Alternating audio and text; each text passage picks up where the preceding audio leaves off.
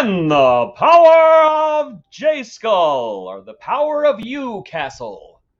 And if you Welcome, know, everybody. you know. Oh, hold on. I got to get my old man glasses off my head. There you go. Wow. I need them. I was like, what's wrong with my hair? Oh, wow.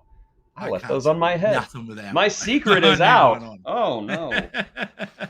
Welcome to the Power of Grayskull, everyone. Of course, this is the two Jasons. I'm J-Lock, and of course, Tiger Tribe forever. Yes. Jason. The pretty Jason. Yes, and so this week, guys, we're now delving into probably the most recent series being produced for He-Man. Yes. And that is He-Man and the Masters of the Universe. Arguably the biggest departure for He-Man lore as well. So, there's a lot of departures. You're going to love it or you're going to hate it. You know, what can we say?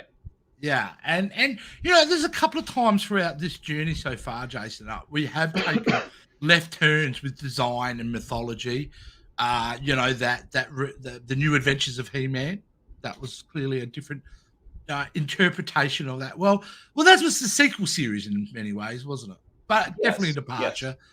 Yes. And I think obviously She-Ra, the wonderful Princess of Power. Yes, absolutely. That was a show. I love it. It's great. Yeah. So this was, and you can tell with the design, if I go back to that image, like the biggest change is how they look. And yes, very stylistically influenced by gaming, I thought. Like your Fortnite games, your what's the other one? Overwatch and things like that. And very modern kind of angular look and feel to it, but very different. I mean, very different. But you know, I dig it. It's because they all have these very different body types. You know, He-Man is very top heavy, kind of missed leg day, and you know, the sorceress is. I mean, come on, the sorceress is kind of wispy, and she's very flexible, and you know, Duncan is just like a regular teenager, and you know, I like the fact that these characters are different from each other, and I actually even dig the costumes. I think that He-Man's costume in particular is very original, and it fits with the character. And it's not like stripper in a loincloth. Yeah, that's it. And I mean, it's obviously very exaggerated features and things like that, but it really works because, especially with He-Man, because you physically get a sense of his power by how large he is. Yes. And that sword, how big is that sword? Is just crazy. That's like humongous. Final Fantasy sword. We were talking about gaming. It really is. It really is. But what you've also been alluding to, the biggest change has been mythology and how we introduce these characters. And we've watched the first 4 episodes of this, even though the title says we've only watched 2. Reality, we watched all 4 because the first 4 episodes, Jason, it's one self-contained origin. Yes, you might as well call it like the pilot movie. Yeah, absolutely. And look, overall, I'll just put it out there, Jason. I did thoroughly enjoy this. I did enjoy it. I don't think I enjoyed it as much as I enjoyed Revelations or She-Ra, but it's not a bad show at all. Even though it is aimed for kids, the writing's still clever. The one-liners, the interactions, it doesn't feel, too kiddie for me. No, maybe that's just my intellect level. I'm right there with you. The first time I watched it, I did not warm up to it right away because I thought, wow, this is too much of a departure. This is too kid-friendly. And then I think through about the 4th episode, it hit me like a truck that this show was not made for me. It was not made for people who had watched the original He-Man. This was something that they created to kind of pass the torch to the next generation. And whenever that hit me and just thought, you know what, my He-Man is still there. I can revisit him anytime I want to. Quit being a selfish butt munch and let the kids have fun. I started enjoying it a lot more. And there's actually some characters, and I've talked to you about this in this show, that I actually think are superior versions of their previous selves. And we're both thinking of the same guy, I'm sure. Yeah, drop it. Just drop it. Yeah. Who are we talking? Cringer, the MVP of this, what I saw. I'm just going to call it He-Man CGI. The Cringer in He-Man CGI is the best iteration of Cringer that's ever been on screen. Just changing him from a stereotypical coward to the father figure. He is Adam's adopted dad. Yeah, And he really much is, and he plays that wise old wizard Jedi yes, kind of role, which is such a turn for that character, yes, I'm looking and up the such voice a actor. I like. should have looked that up earlier, but I didn't. Why hadn't they attempted this before? Because the wisdom he has, and the fact that you add this character in, a very wise, gentle, smart soul who was once a warrior. You declaw this dude. So we're introduced to a almost like a battle weary battle cat, like a Yes, veteran of years of war, and he is not. So he can't use his physicality; can only use his brain. And yeah, that I found. Wow, what a tragic element to add to that character straight off in the beginning of the show. It's yes. like, Here's an interesting fact I just found out. Cringer is mhm. voiced by David Kaye, a Canadian voice actor, best known for voicing Megatron What in what series? in The latest. Transformers Animated. I All haven't right. watched that one. I'm sure Ah, Joe has. Joe says hi, by the yeah, way. yeah. Joe was out there. We would just Yes. Uh, say he's hello, also Joe. Yeah, what's up, Jason? he's also the voice of Duckworth in the DuckTales reboot, which Oh, okay. again another very clever reboot. Um, Right. Yeah. I'm Professor a fan X of and DuckTales. Professor X and X-Men Apocalypse. So that's where I'd heard him before. Okay, Yeah. great. So Okay, yeah. so you've been Anyway, around. I like the way that this show was able to add to the mythos and add to its own strengths by breaking with tradition and just saying this is the way we're going to do it. We are going to honor the past, but we're not going to be bound to it. And Exactly. I think that it led to some very clever, revelations, so to speak. No pun Yeah. intended, No but pun yeah, intended. Yeah. I respect that. I respect that they were able to do something different with it. I think too, and I sat at one point and going, well, if I'm looking at the He-Man lore as such, and these guys have decided to reinvent a lot of what they have, they hold some responsibility to the franchise. To now, we're giving the ball to you, and your responsibility is to get the next generation involved and interested in this franchise. And I think they've done a really good job with it because, like I said, they're not taking a poop on the past in any way. I don't think anyway. No. I think they're just going, well, this is just a different version of what we think happened. You know, it's kind of like an adaptation of the if it was a real thing, this version is just their adaptation of the story, even though they go in kind of different directions. Yes, it's And the big thing is we the start He-Man off multiverse. the I He-Man like to think multiverse. that Exactly. Yeah, I like all that. these are happening at the same time. The This is Filmation, this is a Revelations, 2002, even the yeah. Adventures of He-Man, all in different universes. And one Yeah, day so we'll if have a He-Man Revelations is, crisis on Infinite Eternias will become the same. yeah. We'll call this one Eternia 616 or something like that, Sure, why not? Why I not? like Why I like not? Eternia CGI, but sure, whatever. Yeah, that'll do. That'll do. We'll just go with your dumb idea. Yeah, we'll just because it makes sense. But yeah, look, honestly, let's get into the story of it, and I've got a synopsis here of the first two episodes, but it does wrap it all up. So let's have a look. So here we go. The Sword of Grayskull and the Power of Grayskull. Like I said, we do talk about the Years of Grayskull and the Champions of Grayskull as well. But this is the setup. Warrior Witch Tila searches for the fabled Sword of Power's champion and finds adventurous teen Adam and his tiger tribe friends, Cringer and Crass.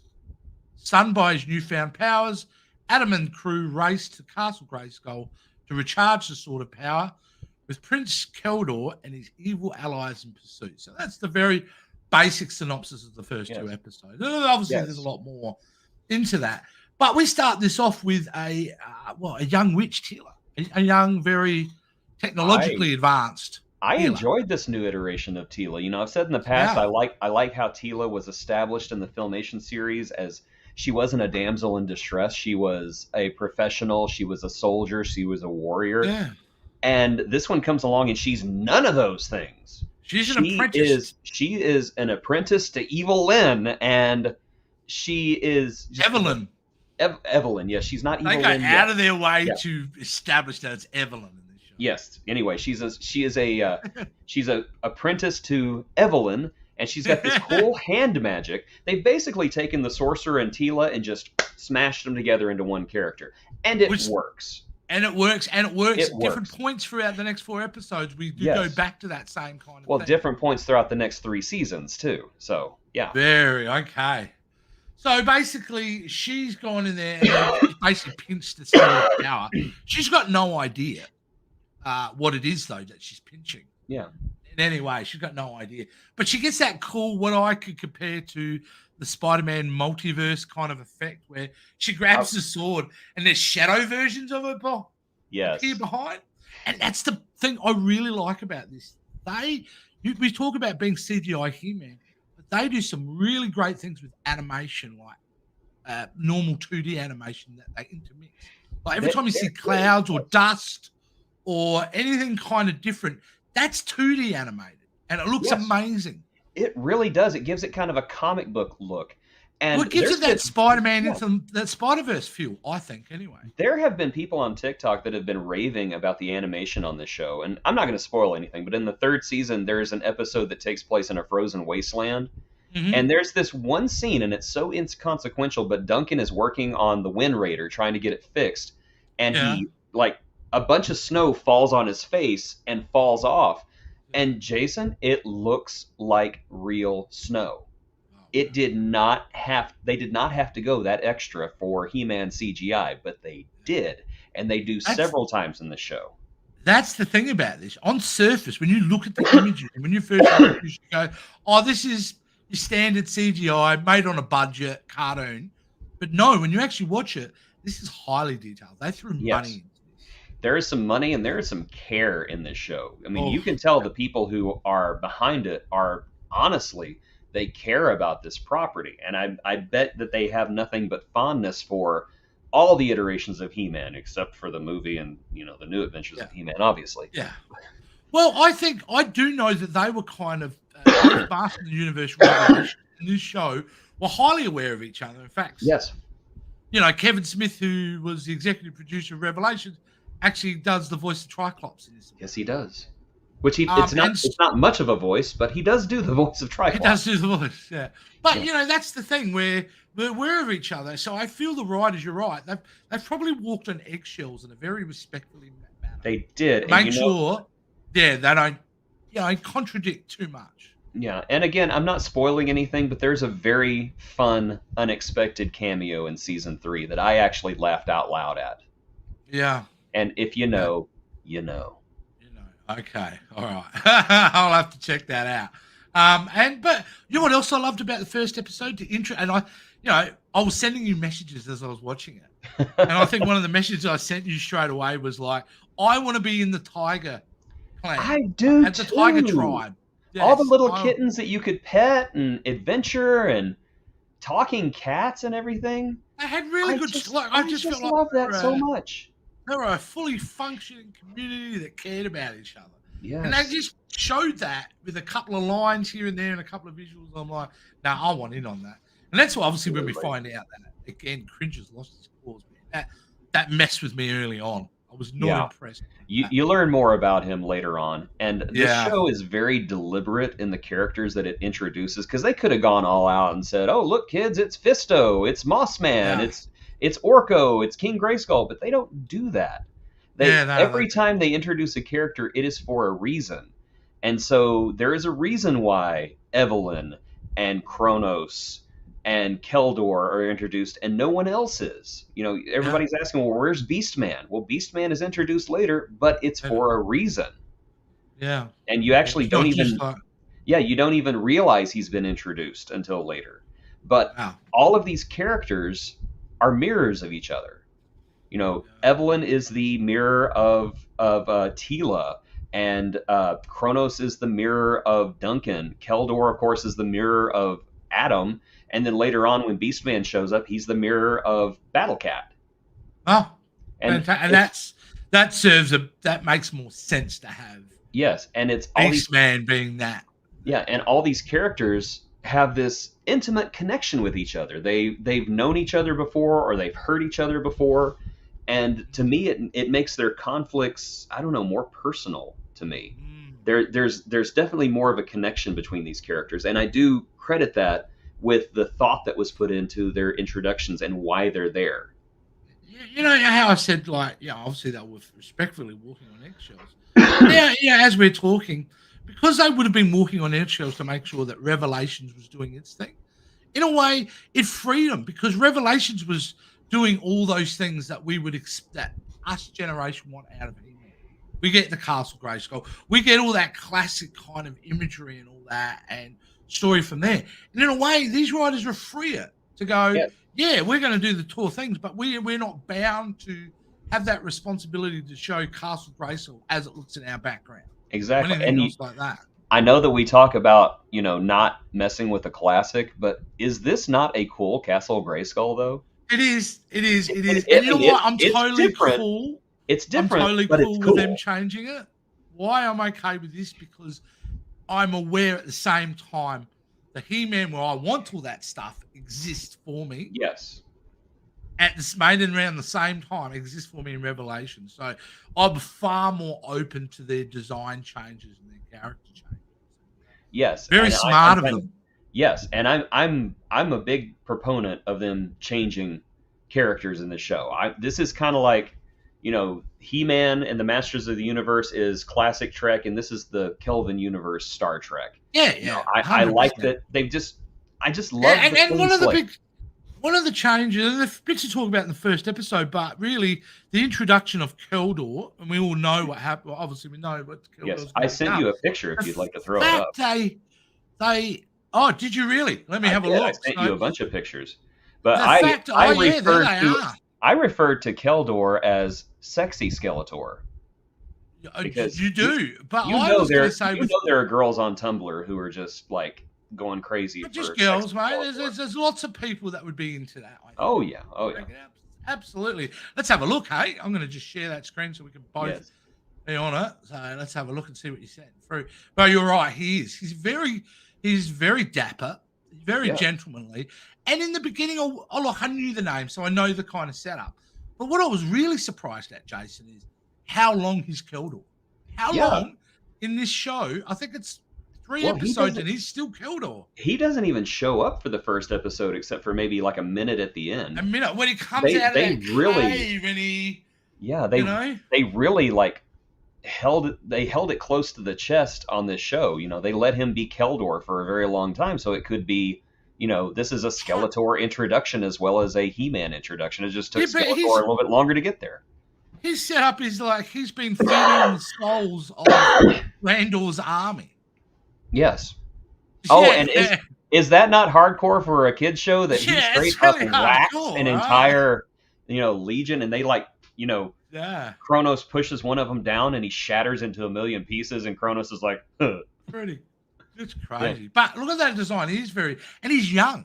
Yes. And obviously the other big thing about him is the family connection, which they play heavily on. Yes. Like how he tries to connect with Adam. Yes. And Adam, he's totally confused. He's not sure. I mean, he's actually buying into it in some ways.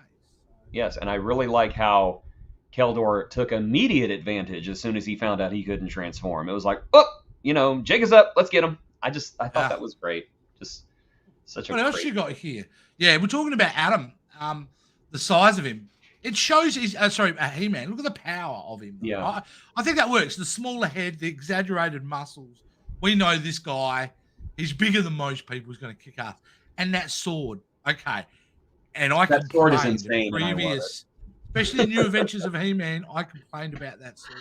How dare they change it? But again, just because this is so designed and so different, I kind of like the exaggerated sword. I love the fact it connected to his wrist. I like the fact that if you look, the Grayskull sigil is there. And it just deepens that connection between Adam and Skeletor as well, because basically Adam's sword has Skeletor's face on it. I love whenever he first transforms into He-Man, he's freaked out and he doesn't know how to use his body. Yeah. There are shades of Shazam all over this show. Yeah, you were saying that, actually. Let's kind of dig into that a little bit. You said you had a theory you think it's Shazam. Explain that a little bit further. Where are the parallels? Okay, so you have a boy becoming a man. I mean, obviously that's from, He-Man and the Masters of the Universe, but from He-Man and the Masters of the Universe, they admit that was one of their inspirations was Shazam, a boy becoming a hero. This one, I think they lean a lot more into it, especially with the Shazam movie, Yeah. because and we got some spoilers coming in. So if you have not watched this for yourself, please beware. Adam is kind of freaked out by his grown form, and it's the same voice actor, by the way. He just does a really good Yes. job changing his voice. Yes. He's very freaked out. He's almost like doesn't even want it at first, and then he starts having fun with it.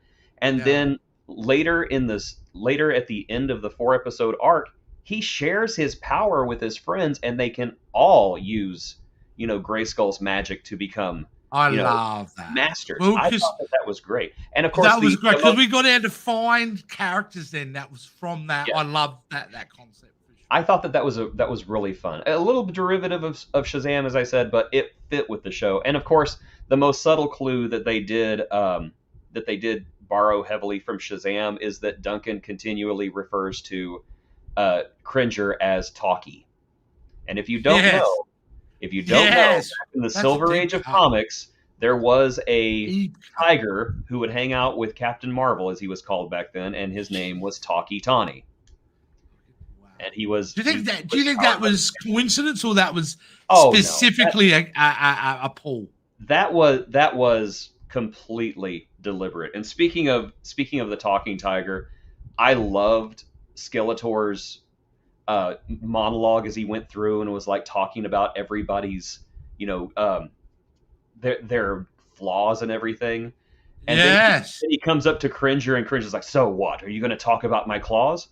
"No, you're a talking tiger. That's amazing." Yes. I just did love laugh out that loud so at that. much. Yeah, I did laugh out loud. But that's how I would act if I was monologuing. All of a sudden, there's a tiger. I'm like, "Oh my god, the tiger's talking. That is amazing." Well, How we're did all you over the do that? place, but okay, this is something else I totally accept and love with the new version. And you've got a picture of it here. Yes, That the helmet. gorgeous The helmet. helmet is great. I love the way that the eyes glow. Yes, I love I his mean- his man-made claws, which Duncan made Yes. for him. Duncan By the made way, what a for him. great little interchange between Duncan and Cringer a few times. Yes, I would love to In this know show, what you I could love do it. with time and resources. Yeah, like he's apologizing. Oh, did I do something wrong? Like he's constantly feeling No, it like, was that? yeah, and like offensive? Cringer's like, man, you've just solved a problem I've been dealing with for years and years and years, just like that. I can't And with that remember- line, I can imagine what you could do with time and resources. I can't remember how the entire line went, but Duncan said something about, "You're not going to eat me, are you?" If I was going to eat you, I can't remember how it went, but it's something like, if I was going to eat you, we wouldn't be having this conversation. The other line, something about where Duncan goes, I need this technology and I need this technology.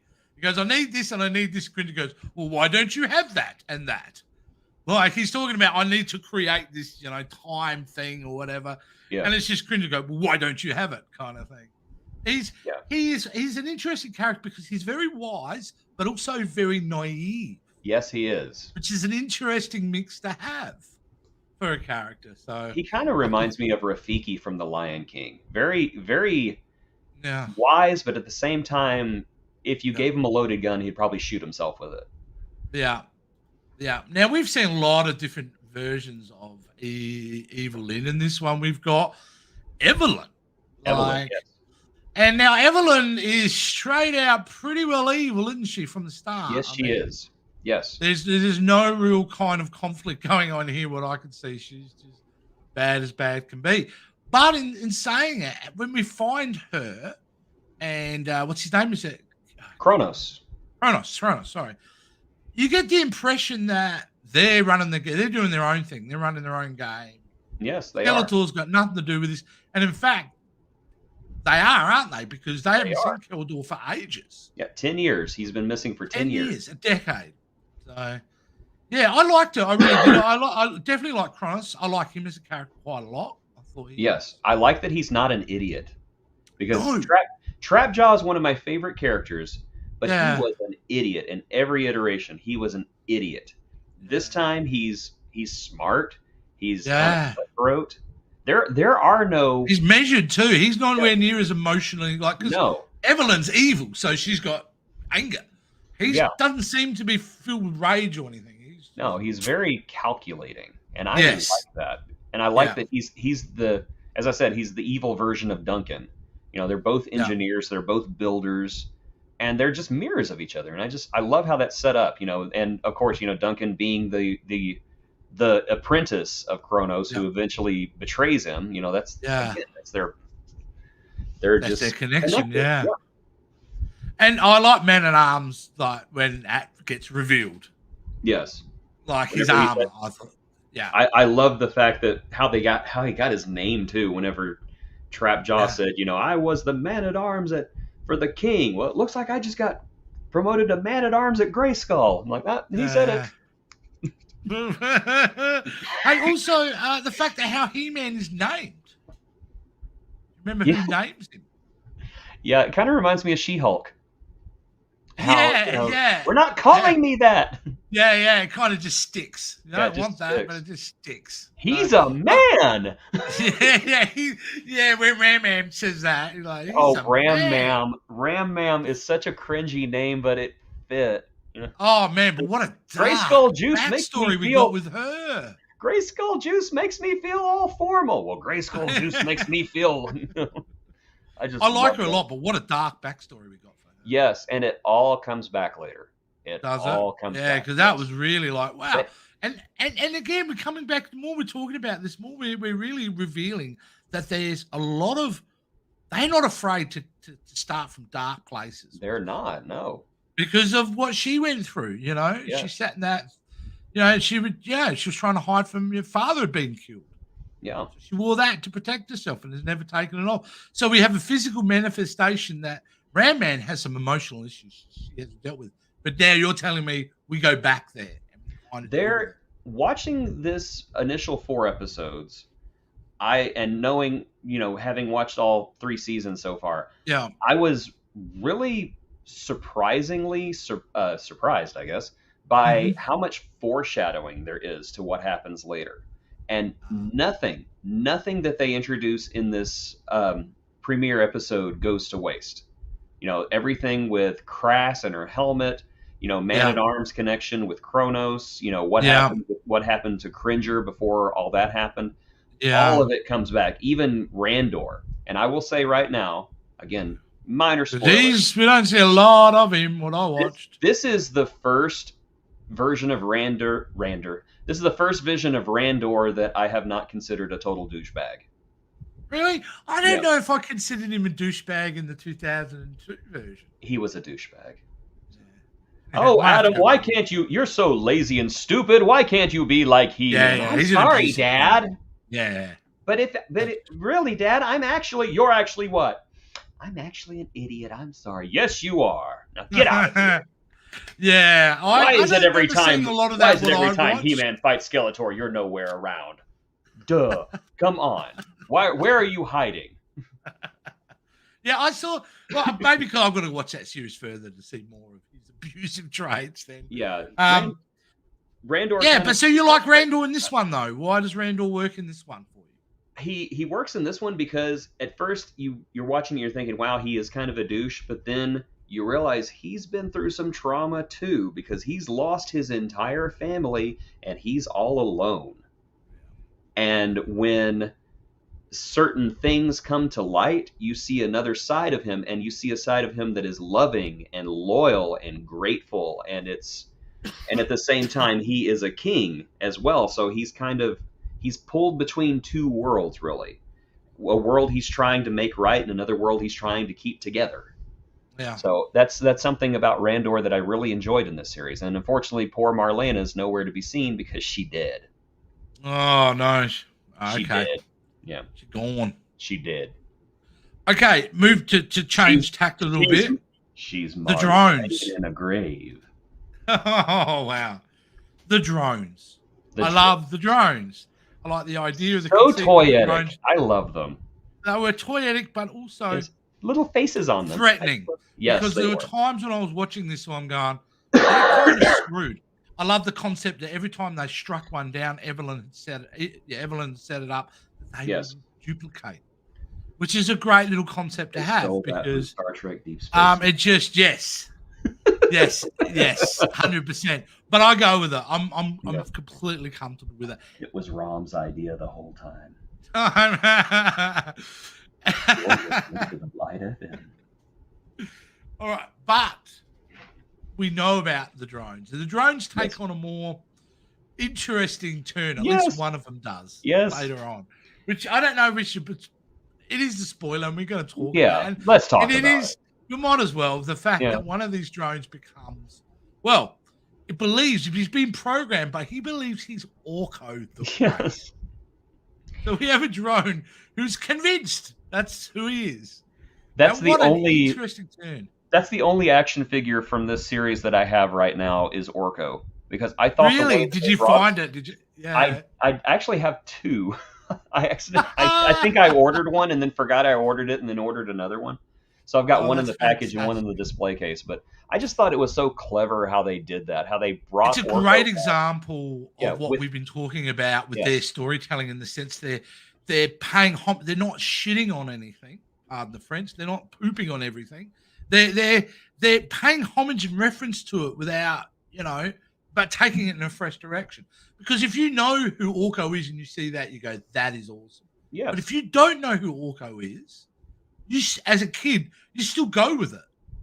Like, there's a mystery that's been set up for the kids. Who's the real Orko? What is the real Orko? Yeah, who is this guy? And who is this? Something that the older fans are just like, who is this guy? Yeah, exactly. So I really like that. There is a real Orko out there, and you do eventually meet him, and he's voiced by Wallace Shawn.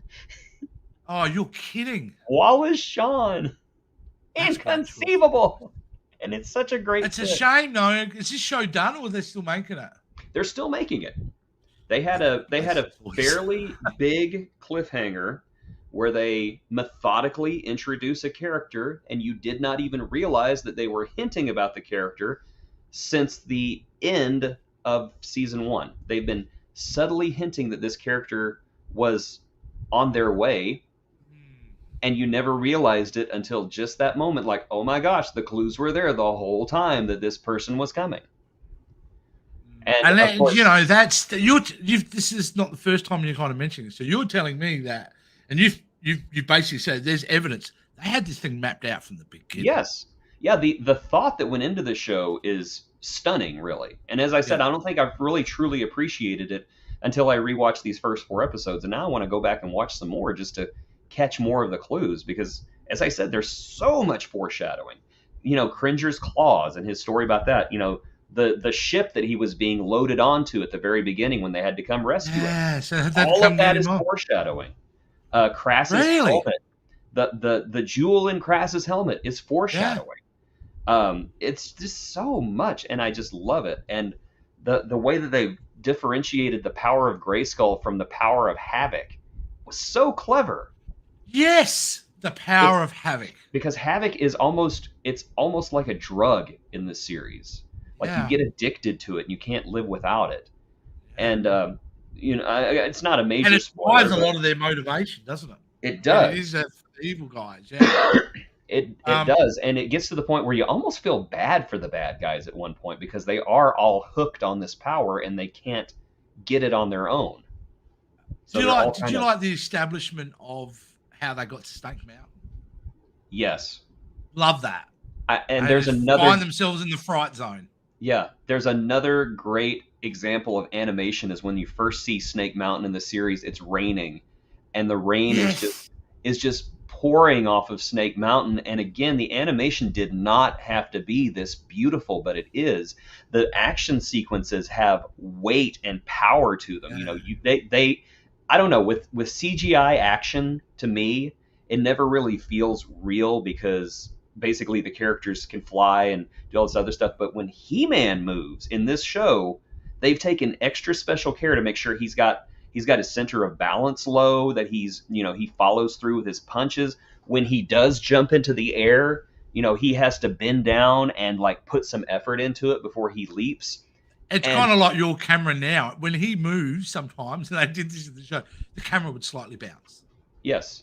And to show his power of when he was running. And it's just a tiny bit, Yeah, it's just the little bitty things, but it just sells the weight and heft and power of these characters. That this is honestly some of the best action sequences I've seen in a CGI, serialized cartoon. I've got a theory behind this. I think it's got to be budgetary. You're obviously getting more budget in streaming services, and I think this is a streaming service versus a broadcast television kind of thing. Because the more I've been, especially in the He-Man, you can tell a big difference when it moved over to streaming. Yes, Big difference, because even with She-Ra, the Princess of Power, and it has its own animation style, it's executed perfectly. And the same with Revelations. And the same. Yes, it is. So it's got to be a thing that streaming are more giving in better budgets. Clearly, the storylines are and the characters are far more well developed. And I just don't think you would do any of these past 3 series that we've been talking about on an NBC, CBS, no, ABC. Well, on streaming, you basically have a guarantee. They'll say, okay, we're going to run the show for 4 seasons. What kind of story are you going to tell over 4 seasons? And you can tell that story. Yeah. You know, I'm still kind of in awe that shows like Steven Universe were able to tell this, 5-year story and not get canceled in the middle of it. Like, like Thundercats was, or, Young Justice was. And that's so frustrating as a viewer whenever that happens. It's like, Young Justice, we got those 2 seasons. And then it went over to HBO Max and it got better. And then I think they canceled it again. Yeah. Yeah, they have. HBO Max is just basically like committing suicide in front of us. Well, at the moment, they've got a new boss called David Zaslav. And he's an idiot. He wields the axe of Zaslav, they call it. He has no clue what he's doing. I think he thinks that Discovery Plus is going to make everything better, and nobody who subscribes to HBO Max gives a solid hunk of dog poo about Discovery Plus. But of course, nobody can or nobody will tell him that. But the more I talk about that, the angrier I get. No, thank God he's not in charge of this universe and Netflix. Oh, I know. Oh my gosh. And apparently, I think it's one of the top guys in Netflix. The guy's like the guy who makes the choices. He is an obsessive He-Man fan. Hey, and it's one of the main reasons why we've been getting so much content on Netflix, that he believes in the frame. And I don't reckon we're going to get a film of Master Universe. I'm actually starting to think we are going to get a series. I would not be surprised, but at the same time, I think like a limited series. I think the demand for a film is so high that I think we'd get a film and then a series, if you want to know my opinion, because I think they've cast. I just think these days you can film it in scope. You've got there's so many shows out there that could make it look large, like Game of Thrones and Lord of the Rings and things like that. Oh my gosh! Could you imagine Game of Thrones, He-Man? That would be so great. That's what you want. That's what everyone wants. Yeah. Like, we would love that. Maybe not to some of the scenes they show in Game of Thrones. Skeletor sends his regards. Stab. Yeah. They have the Havoc wedding. So. Like it's that's where it's inevitably going to, because they have proven to me without a doubt, and I could probably say this now because we're at the end of me being introduced to all these series. They are the current iteration of He-Man. Best version we've ever had. Absolutely. We're in a golden those age 3 of series, right you got now. 3 knockout series going in the span of 6 or 7 years. It is a better place than it's ever been before. Absolutely. I am so happy to be a Masters of the Universe fan because there's literally something for everybody right now. Yeah, and you got to admit, you must have been quite skeptical going into each one of these series when they came about in the mid-2010s. I was skeptical of all of them, and I was won over by every single one of them, except for the New Adventures of He-Man, which is garbage. Yeah, well, of course. But no, it's certainly the She-Ra Revelations, He-Man Master User trilogy of shows that we've had in the last 6-7 years. Magic. I mean, it's just, yes, it's great. It says to me that I do think that if it's going to happen, He-Man, it's currently probably tied up in rights issues. But if they gave the theatrical rights to a Netflix, we would see something soon, and we would see something of quality. They're not afraid. They are working on the movie right now. They that's what Netflix doesn't have. They have The Witcher, right? Which is great. I love The Witcher. I honestly haven't watched it yet, but I need to. It's great. Yes, I've heard it's wonderful. I haven't watched that yet, and I haven't started House of Dragons yet. Yeah. And if they do something at that kind of production level, and I'm not saying looking the same, but that kind of care and effort, because they spent a lot of money on that. They need something like a He-Man now, because you've got a Game of Thrones over in HBO. You've got Amazon with Lord of the Rings. Netflix, I can see He-Man getting through because all that stuff is popular, and Yes. Netflix want to do something similar. Yes, and I honestly do think that there is a market for a mature He-Man live action movie or television show. I think that I think that would be great. The themes, the characters, the Yes. stories that we have been, I have been, and I've only seen the first few of each of these shows.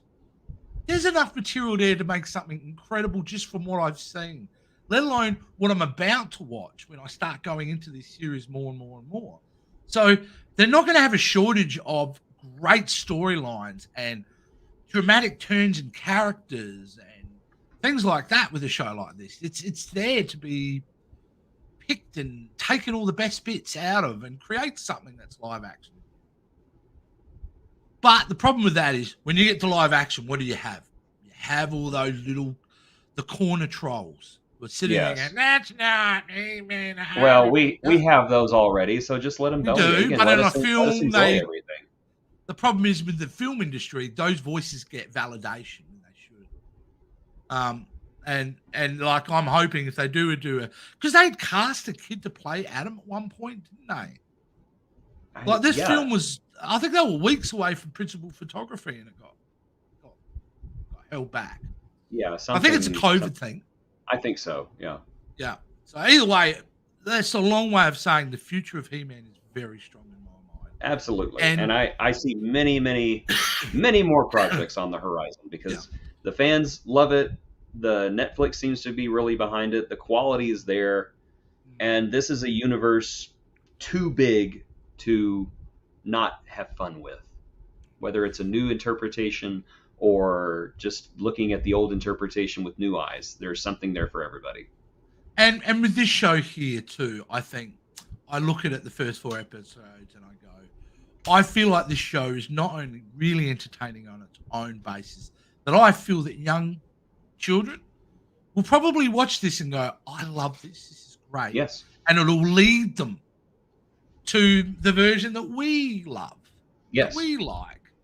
So I think this is where both He-Man and Master of the Universe and She-Ra the Princess of Power not only do a fantastic job in their own storytelling, they invite and kind of embrace you to then, I feel anyway, dig deep, go into the next show. Have a look. If you love She-Ra, go watch He-Man. And by the time you He-Man and Master of the Universe, once you finish watching that, you find yourself dipping into, Revelations, which is great, Yes. The only thing with Revelations I would say is that is dependent on you probably having have watched the Filmation series, don't you think? At least having a fleeting knowledge of it, and because they basically assume that you care about these characters.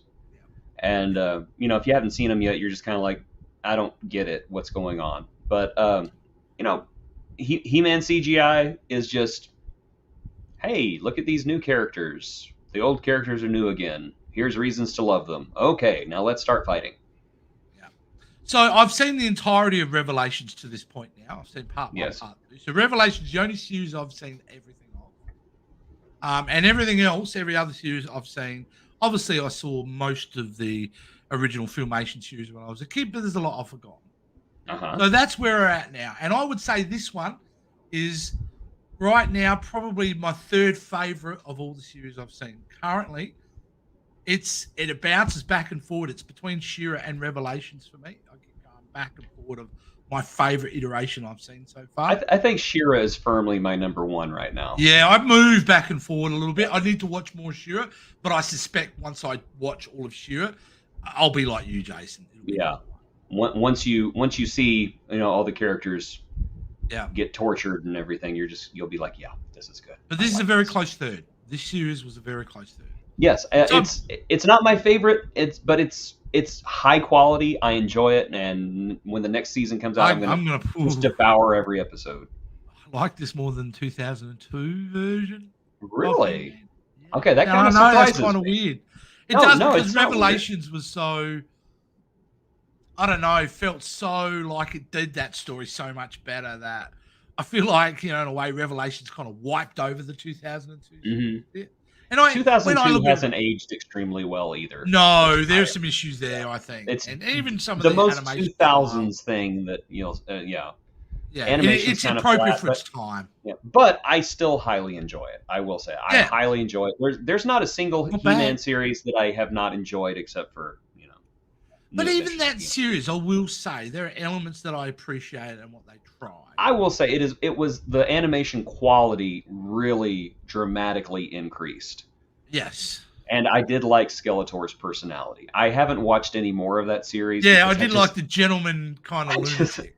I haven't been able to Yeah. make myself watch more because It's that's the teeth that do my head in. It's his it's the character design eyes. does my head in. The Yeah. eyes. I just The cartoon Skeletor's not eyes. supposed to have the eyes. That's just Yeah, not yeah, right. yeah. He always looks like he's cross-eyed. I just don't like it. So that really begs the next question. I hope I haven't put you on the spot with this question. What are we doing next, Jason? Well, you are about to go on a sabbatical, and we're going to put the show on hiatus for a few weeks. So I figured we're going to end our first season, and we're going to Yep. end it big, and we're Yep. going to end it painfully. And so I propose that our next venture into the He-Man and the Masters of the universe, and I can already see that smile on your face. I think you know where I'm going with this. Oh no! Dolph Lundgren's movie, Masters of the Universe from Oh, I have 1987. very strong opinions and memories of this. I remember lining up with my popcorn, going in to see this at the cinema. I remember the day. I remember my excitement level. I also remember the feeling I had when I left the cinema, and I can't wait to talk about it. I have not watched this movie probably since the early 90s. So I remember next to nothing about it other than crushing disappointment and the fact that Tom Paris and that girl from Friends is in it. Yes, I Oh, know. but I will say, Tom Paris I still was- being the douche in this movie. Too. I was in love with Meg Foster. Meg Hey, Foster is I a will- beautiful woman. She's still a beautiful woman. She has eyes of glassy blue like ice, Yeah. and if she She was in wanted that to, she could have me great right now. Carpenter They Live as well, which I love. Yes. Oh my gosh. She was Yeah. just She was a in big so actress. many. She was in a lot of stuff in the 80s. She was. Yeah. She was very She's kind of prevalent. disappeared a bit lately. I did see Yeah. her in another movie. She's aged gracefully. She still has those icy blue eyes. Yeah, I mean, she's still a beautiful woman. I will say, I'll give you a little bit of a snippet about my thoughts on this film before we wrap this episode up. The strongest element of that film to me is actually the villains. Skeletor. I can't remember who was it. Frank Langella. Frank who played- Langella, Yeah, Academy Frank Langella. Award-winning Frank Langella, He giving should his have. campy at all. He should have won another one for this movie because he was I like Skeletor. incredible in this movie. So, and I think we'll leave it at that because there's Yes. a lot to talk about that. But yeah, I think we're both on the same You page. can plot your revenge now. Yes, I think you kind of. my I excitement think you level's kind of gone saw up a bit. this coming because where I else? did, could we and go? I'm welcoming it because if we're going to do this, if this show is about discovering everything about He-Man, then we have to do the theatrical movie. Absolutely. We I have mean, to look at it. it would be irresponsible and irresponsible. malpractice not to. That's trying to like teach kids math and not giving them how to figure out the equation. They need everything Exactly. to be able to make their opinion on it. No, I'm looking forward to it. 1987. You have to experience the bad to appreciate the good. Otherwise, you just become a snob. And I don't want to be think a though snob. I will say to avoid being a snob too, we all should say straight off the bat, this is the 1980s movie. Yes. So with that, there is a certain level of expectation how it looks and how it kind of comes across because it is set in that time period. So for me, looking back at the film, I'm going to try very hard to not let it influence my opinion on what the actual plot is. I love the looks of 1980s movies. There was just something about the set pieces and the way it was all shot. And right now, I'm just thinking of that. I'm thinking of the hand-drawn like lightning and the shiny metallic metal that Skeletor wears, and the way it just glistens in the camera. And even though there are stories of what a shoestring budget this movie was made on, which was why they put most of it on Earth to save money. But again, there's just something about the way they shot movies in the 1980s that were just beautiful. Even the shoestring budget movies just looked beautiful, and I can't explain it. Maybe watching this movie, I'll be able to put it into words. nighttime shots always look amazing because they always Yeah. one of the things I remember as a kid going, wow, the nighttime, like maybe seeing things like Lethal Weapon, everything that have night people in action scenes at night. And it's because they used the lights very well in the 80s and they always hose down the street. You Yes, look at it any never. nighttime shot, it's a wet street Yeah, it because never it gives you rained, but the character. streets were always wet. Always wet. But we got a I lot re- more to talk about next week. That was amazing, Jason. Again, yes, what an adventure so far into the animation field of He-Man. I should have come away from this series, and I thought I was going to come away going, okay, that's done. We can move on now. But you I'm just want more, shocked to don't you? say I told there you. is. It's great. I told you. It's yeah. Like to me, if I hadn't been so stringent on my opinion of okay, I'm only going to collect Lego. Right now, I'd be thinking maybe it's time. Maybe it's time to get back in there, go on the hunt. And I do think there are Mega Bloks versions of He-Man and stuff. There are. I've showed you pictures of those. Yes, They're a little out of my price range, but yeah, I have been accused of calling Mega Bloks the GoBots of Lego. Ooh, They are, which is harsh. That's very harsh. It's harsh, but considering we do run shows on Star Trek and He-Man, and they both have those franchises, I believe. I think that's won me over. So I think if they have, I don't know how much. Did you? They had the Castle Grayskull, didn't they? They had Grayskull and they had Snake Mountain, and I think they've also got like Roton and some other little. They have a battle cat that looks really good. Yeah. Okay. Yeah. I think I have to delve into that. And that's kudos to you, Jason. You've got me back in this fandom in a big bad way. And after the movie, it doesn't stop. We might do a little special before we take the hiatus, the end of season 1. And then, we'll get into season 2, and we won't give away any of your secrets yet on what we'll do in season 2, but I look forward to it. Sounds good because I haven't decided what we're doing for season 2 I was kind of giving you. I'm trying to make it sound more like I've got a plan and not more. Yeah, like, no, I don't plan things out like the people. Just make your own Star Wars movies. I don't plan things out like the creators of He-Man CGI do. I just do what I do. Kathleen Kennedy I literally just decided to do the movie like 2 seconds before you asked. I was like, movie. Movie makes sense to me though, but just remember, this has been a sampling. Still got a lot more to do. There are a lot more. What 400 episodes of all the series, and we're not going to be done for a while. And I'm happy to say I'm more excited to continue this journey than I was day 1. So, absolutely, me as well. Thank you, Jason. I'm enjoying being your Chadich. Awesome. You're my mentor. You're my guide through this. My Sherpa through the universe of Masters of the Universe. So, yes. Fantastic. All right. Until next week, guys. Now, you can find us all over this channel at Spectrum Sanctorum, where we do a bunch of other shows. You can catch Jason on TikTok at Jason Roy Gaston. His dramatic readings are some of the best content out there. And your wig collection recently, Jason, is getting a solid game there with your wig collection. I've been noticing. Oh, yes. Every Halloween, I always add a few more on there, and I decided to splurge this year. So they are fantastic. quite beautiful. But Jason has a bunch of content on TikTok. Absolutely brilliant. Please check that out. It's so entertaining. You can also find him on his website at jasonroygaston.com, or is it just jasongaston.com? jasonroygaston.com. Yeah, and he's got his blog and he shares links and all that, and he's fantastic. And if you ever get a chance, I don't have a picture of it, and I should have. We're going to release next week. This man's also written a book. Get on that too, and we'll provide the links below for that. And I've just ordered my hard copy. I don't have it with me, but let's just pretend this is it. No, what we're going to do is I'm actually going to bring it up, and we're going to do a plug for your book because I just bought it, believe it or not. So it should still be in my... Oh, you're such a bro. It's in my orders. Let's have a look. Or was it being... it's being here we go. I have the here it is. Paper copy. Paper book. Yes, Starseeker and... Starseeker Baptism by Fire. Baptism by Fire. Fantastic. So get on that too, and we'll have links for that down below. So until next time. You were talking about doing an audiobook of this, so I decided to just kind of read the first chapter to myself just to see if it would work, and I found 2 typos, and now I'm very upset. Oh, okay. But the question is, would it work as an audiobook? I think it would. Well, if you got sound engineer, like someone who work on the audio, maybe add some effects and some background music subtly. I think there's something there, my friend. More to come on the Yes. for Jason. So, and you can, like I said, catch me all over this channel, Pop Culture Spread, at the back of supermarkets behind bins, usually about 3 o'clock in the morning. Come and say hi. We will see you next time, guys. What do you? Oh, you haven't done it, Jason. Oh, sorry, I Stop the forgot. show I forgot unless where I you do was. it. I forgot where I was. I'm sorry. Okay, here we go. Let's. Okay, do it again. 3, 2, 1.